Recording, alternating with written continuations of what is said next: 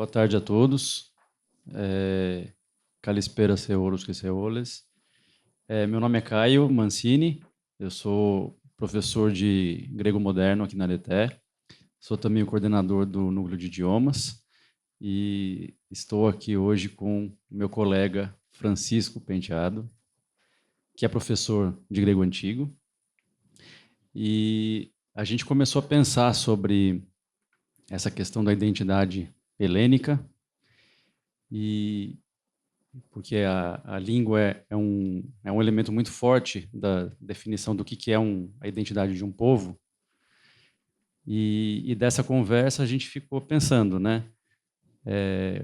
Grego moderno, grego antigo, é a mesma língua, não é a mesma língua? Isso é uma questão, né?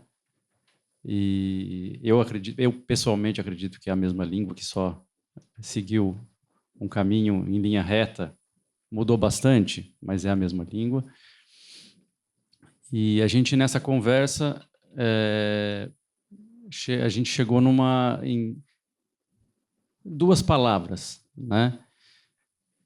Pensamos, quando a gente aprende grego moderno, quando a gente ensina grego moderno, duas frases que são básicas para a gente ensinar para os alunos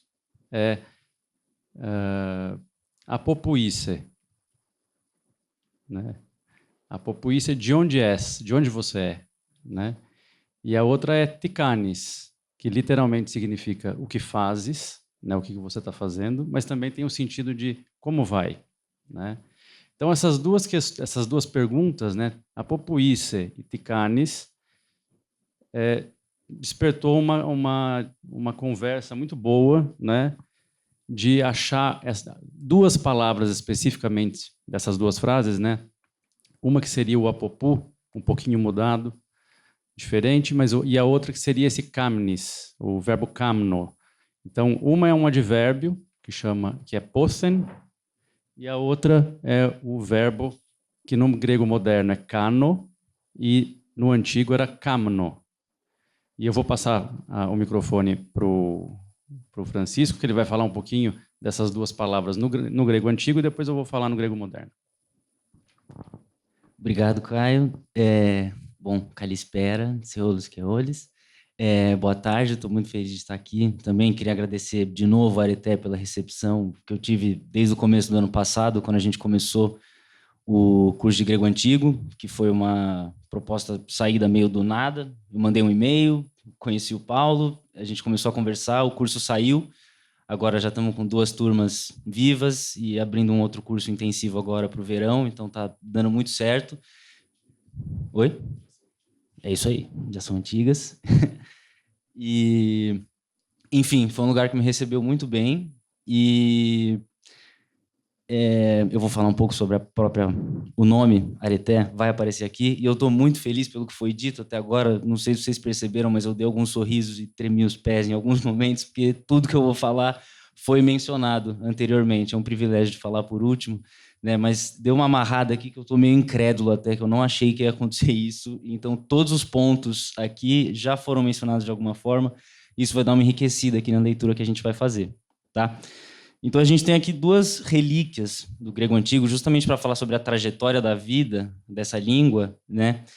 Que meu objetivo, conversando com o Caio no que trazer do grego antigo, eu queria começar com Homero, para a gente ver o uso justamente desse poten e do kamnis, como essas 2 construções aparecem no grego antigo, e também ter a oportunidade de contar para vocês um pouco da composição da poesia homérica. E queria dar como presente, acho que todo mundo aqui vai poder aproveitar, a gente conseguir declamar um hexâmetro dactílico, que é o metro usado na poesia épica antiga, justamente para falar um pouco também da composição do poeta e a gente vê o uso dessas palavras aqui, certo? Aqui eu trouxe...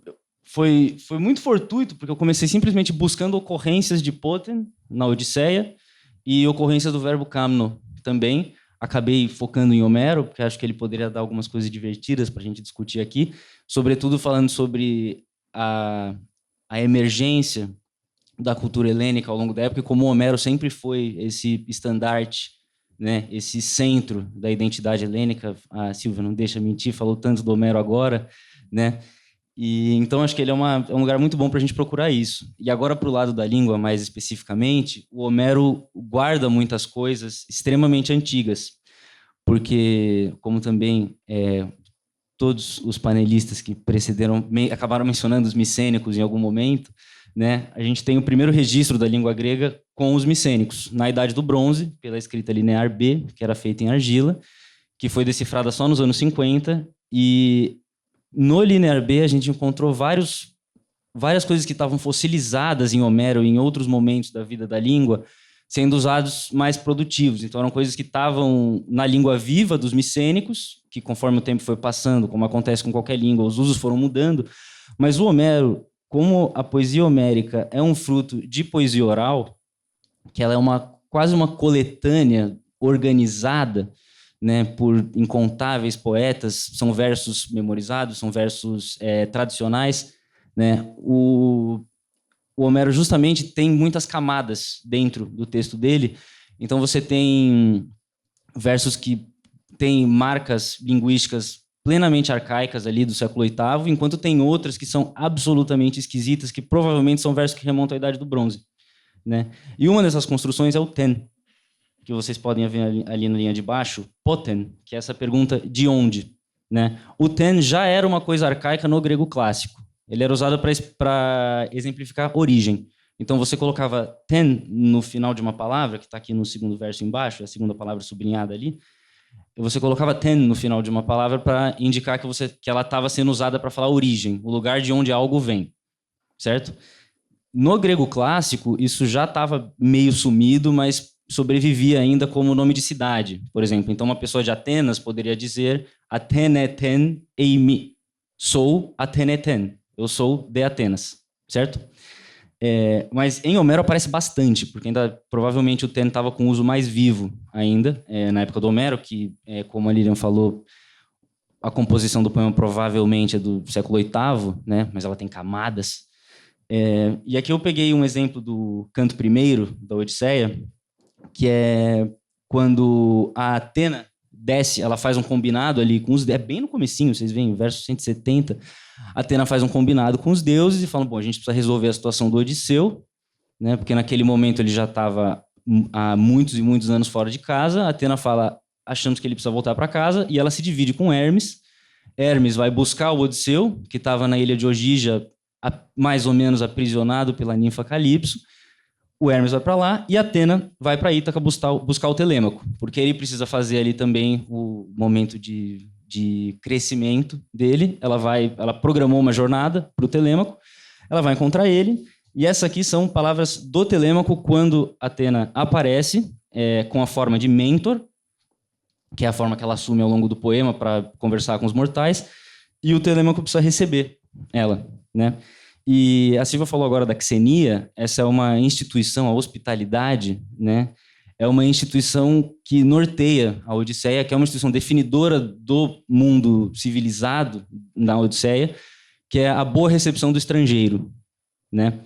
E então, quando o mentor, Atena, chega em Ítaca, ela é recebida conforme todas as regras de Xenia, recebe um banquete, eu não lembro se tem um banho ou não, mas também era uma parte da recepção, um presente, e só depois disso você podia perguntar para o seu hóspede, o Xenos, de onde ele era. E aí a gente vai ter a pergunta, apopuisse, pothenice, aqui, tispoten eis. Né? Eu estou usando a pronúncia reconstituída, porque para fazer declamação a gente precisa usar ela, não que seja o único jeito certo de ler poesia grega clássica. Então a gente tem esses dois versos, o primeiro ali, alagemoi, todeipe, kaiatrekeos, katalexon. Então, agora é o Telêmaco se dirigindo ao mentor, Atena. Então vá, me diga o seguinte, todeipe, kaiatrekeos, katalexon, e narre sem rodeios, explique sem rodeios. Tis poteneis andron, potitois polis ede toques. Então, você tem ali o uso do poten, né? Agora sim, você podendo fazer a recepção ao hóspede e perguntar quem ele é. Tis é o quem, eis, és. É o verbo, é o isse do grego moderno. Então, quem és, poten, quem és, de onde, e andron, que seria de que homens. Então, de que povo, de que família, de que região. Né? Então, são duas perguntas em uma só. Tis poteneis andron. de que homens e de onde você é, certo? E aí a segunda pergunta, potitoi polis, onde fica, aqui o verbo ser não aparece, então, onde é a cidade para ti, o toi ali é o para ti, onde é a sua cidade, e os pais. Então, qual é a sua cidade e quem são seus pais? Então, agora sim, fazendo a pergunta para conhecer esse hóspede que chega, certo? Então, aqui a gente tem o significado do poten sendo usado numa cena de recepção, né, que é um exemplo perfeito, que é a primeira aula de grego moderno, né? Mas o que é mais interessante aqui, e a Silvia também já introduziu todos os termos que eu quero mostrar para vocês, é que isso é uma fórmula. Esse verso aqui é uma fórmula homérica. Os poemas homéricos eram compostos num metro fixo, tá? Que é o hexâmetro dactílico, que esse nome complicado simplesmente significa 6 medidas de dáctilos. Então você tem 6 pacotes do tipo dáctilo. O dáctilo é um verso que ele recebe esse nome por causa de dactylos, que significa dedo, que é o nosso dedo, se vocês forem olhar as falanges, ele tem um ossinho maior e 2 menores. O dáctilo é uma sílaba longa e 2 breves. Então essas marcas aqui embaixo com que duração a gente tem que ler cada sílaba do verso. E todo verso homérico é um hexâmetro dactílico, tá? Então aquele primeiro ali, vocês veem uma barrinha lateral e 2 vezes, é uma sílaba longa e 2 breves, certo? Aí você junta isso, 6 vezes, você tem um hexâmetro dactílico. Só que tem uma variação possível, outro termo que a Silvia trouxe, que é o espondeu, que a gente troca o dáctilo, em vez de fazer longa, breve, breve, você pode fazer longa, longa. Isso permite que o poeta crie vários sabores, vários andamentos de verso. Você pode ter versos quase inteiros com espondeu, que eles ficam mais pesados, é só sílaba longa. Só que você pode ter versos mais ágeis só com dáctilos, né? E o ritmo na declamação fica assim: tá tá tá tá tá tá tá tá tá tá tá tá tá tá tá tá. 6 repetições, tá? E se no meio tiver um espondeu, você faz um tá tá, uma sequência longa, ok? E aqui a escansão, né? Se vocês quiserem repetir comigo, e quem não estiver muito confortável com o alfabeto grego tem uma transliteração ali embaixo, né? Esse verso escande da seguinte forma: Tis poteneis andron potitoi polise de toques. Um hexâmetro marcado, mais uma vez, se quiserem repetir comigo. Tis poteneis andron potitoi polise de toques. Muito bem. Isso é uma fórmula. O que significa? Que esses poetas, conforme faziam essa composição oral, que era de poemas de uma extensão gigantesca, não era razoável supor que o texto tivesse inteiro decorado. Então, ele tinha uma flexibilidade para que a improvisação fosse feita. E um Aedo, esse poeta divino, bem treinado, ele domina o hexâmetro, então vocês imaginem centenas de versos com esse andamento, ele consegue tirar coisas e encaixar. Só que uma ajuda mnemônica é a fórmula. Então, se eu tenho uma fórmula específica para recepção de estrangeiros, eu não preciso compor um novo verso a cada vez que isso vai aparecer. Então, eu uso a fórmula. Aqui você já tem um hexâmetro pronto.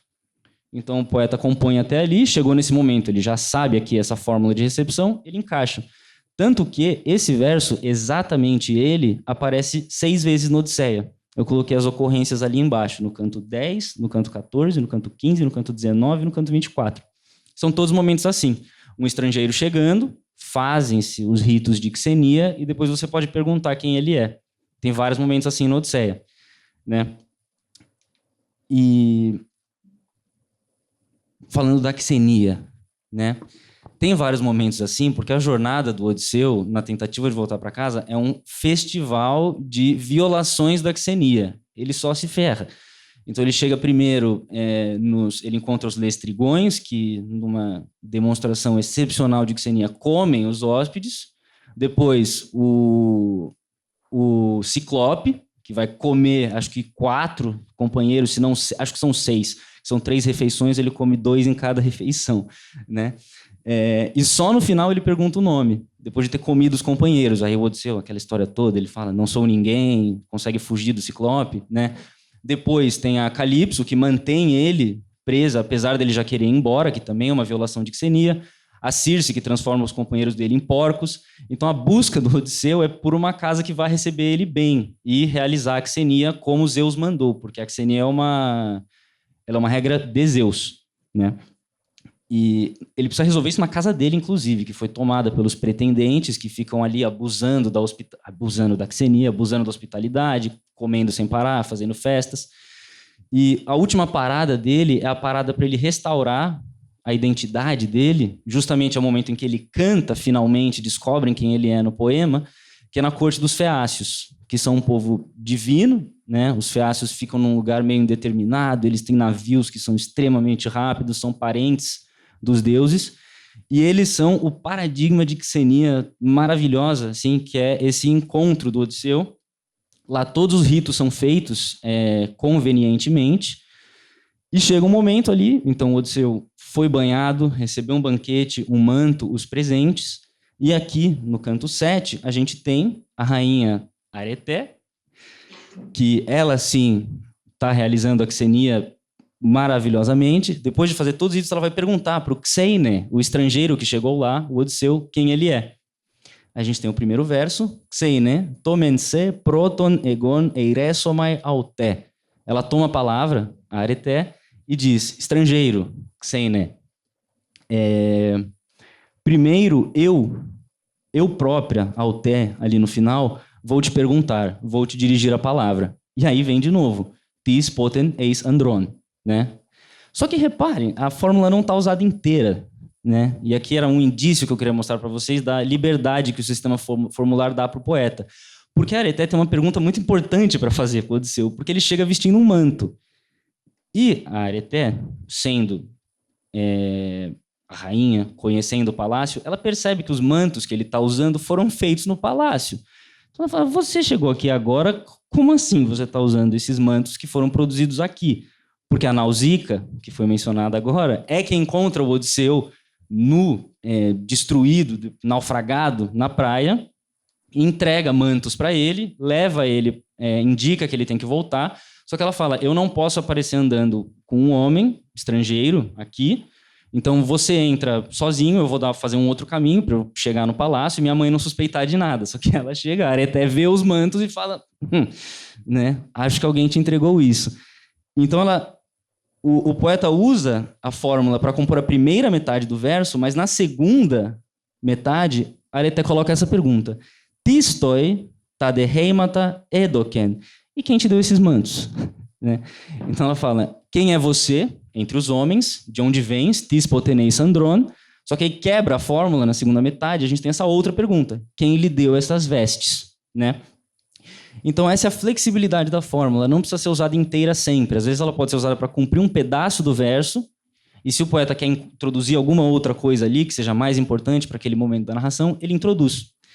E aqui a gente tem a pergunta da Areté, já suspeitando da filha, né? E o verso vocês veem que muda um pouquinho, né? O terceiro pacotinho ali, separado por barras, ele não é um dáctilo, um tá, que vocês olharem aqui, e aqui embaixo, né? A gente tem um dáctilo, aqui ele troca para um espondeu. Então, obviamente, um aedo treinadíssimo no exâmetro não teria problema nenhum de fazer essa remontagem, né? E aí a gente tem a escansão desse segundo verso. Tis poteneis andron tis toi tadehei matedoken, né? Então aqui, a comparação aqui embaixo com a fórmula original, esse é um exemplo de aparição do poten, que eu queria usar aqui para mostrar para vocês tanto o funcionamento dessa palavra como o funcionamento da fórmula homérica do exâmetro dactílico, tá? E aí, em segundo lugar, aqui é só um exemplo passageiro, esse aqui é meu último slide, uma aparição do verbo kamno, que tinha um sentido muito diferente no grego aqui homérico, né? Que é um verbo que hoje simplesmente é o verbo básico para fazer qualquer coisa, você vai usar o kano, só que esse uso antigo dele, e o som era kamno, significava fazer um esforço, trabalhar para algo, que muitas vezes vai para o sentido de exaustão. Inclusive, a palavra doente vinha daí também. Um kamnon é uma pessoa doente. Às vezes, kamon também. Então, tem essa coisa do esforço, da tentativa, e esse era o sentido mais próprio desse verbo. Por isso que ele aparece pouco em relação ao kano. O kano aparece em todo lugar, no grego moderno. O kamno aparece menos, porque ele tem um sentido bem específico, né, de estar exausto.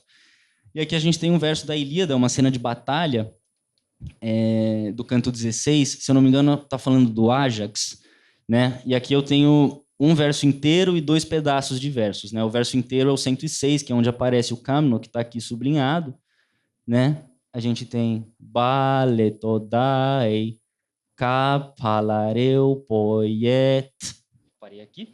Que essa cena, então, significa ele estava sendo alvejado constantemente, nesse caso por flechas.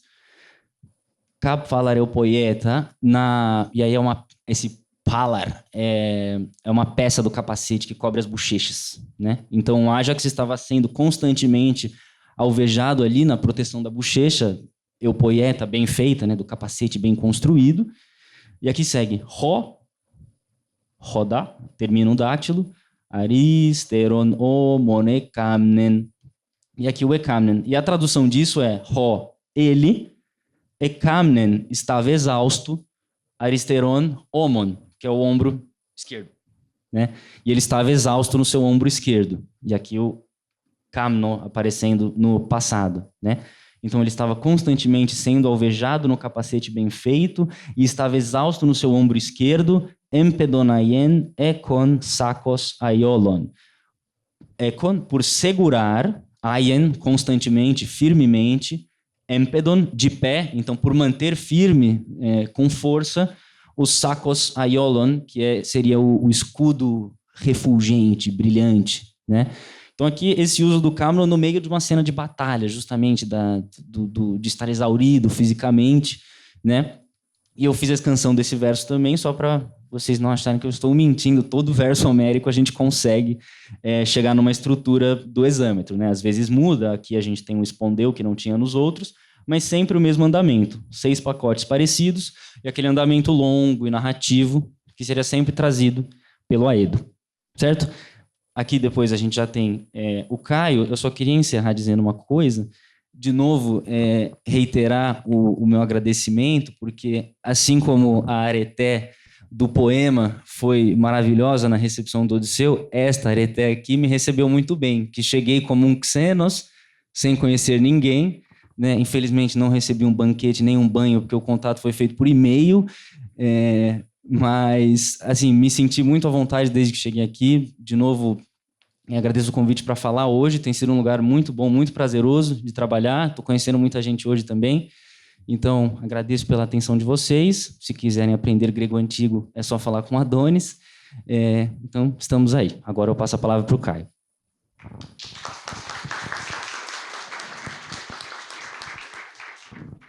Nós que agradecemos você estar fazendo parte do núcleo de idiomas e da Areté também, né? Claro. Tem o vestiário, já resolve logo. E então, o que eu queria falar aqui, deixa eu só passar. Pronto. É que essa palavra que o Francisco falou tão bem aqui, que a gente viu na Ilíada e na Odisseia, ela está viva até hoje, né? Como eu disse, existe, em geral, quando a gente vai perguntar de onde você é, em grego moderno, a gente diz apopoíce. Mas no Chipre, em vez de apopoíce, eles dizem pothenice. Pothenice. E então essa palavra está viva, né, até hoje. Pothenice. E aí eu trouxe um trechinho aqui da ocorrência dessa palavra na literatura grega, né?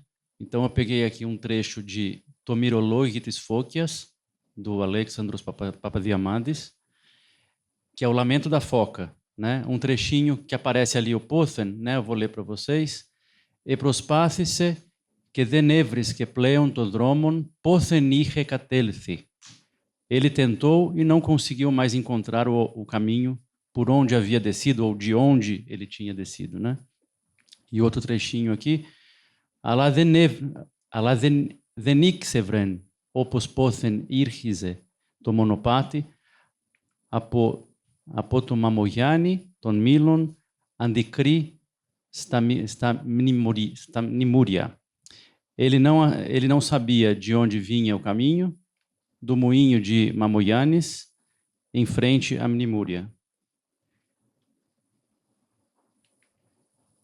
Além disso, né, essa palavra pothen aparece na expressão pothenesches, que é uma expressão usada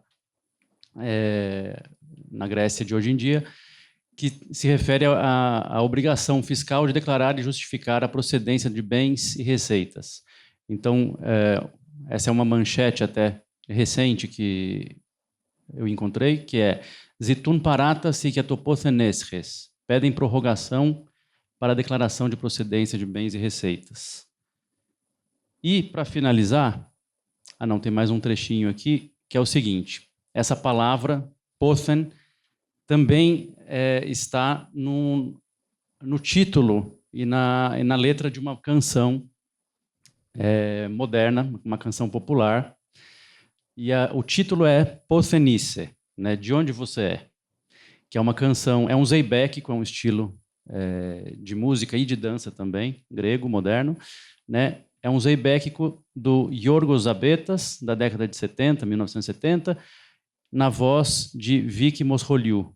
Então, eu acho que a gente não tem tempo de passar aqui o vídeo, mas eu vou cantar para vocês aqui o trechinho. Então, ela diz assim, em português, vou fazer o contrário agora. Não levante a voz, porque você não é Deus.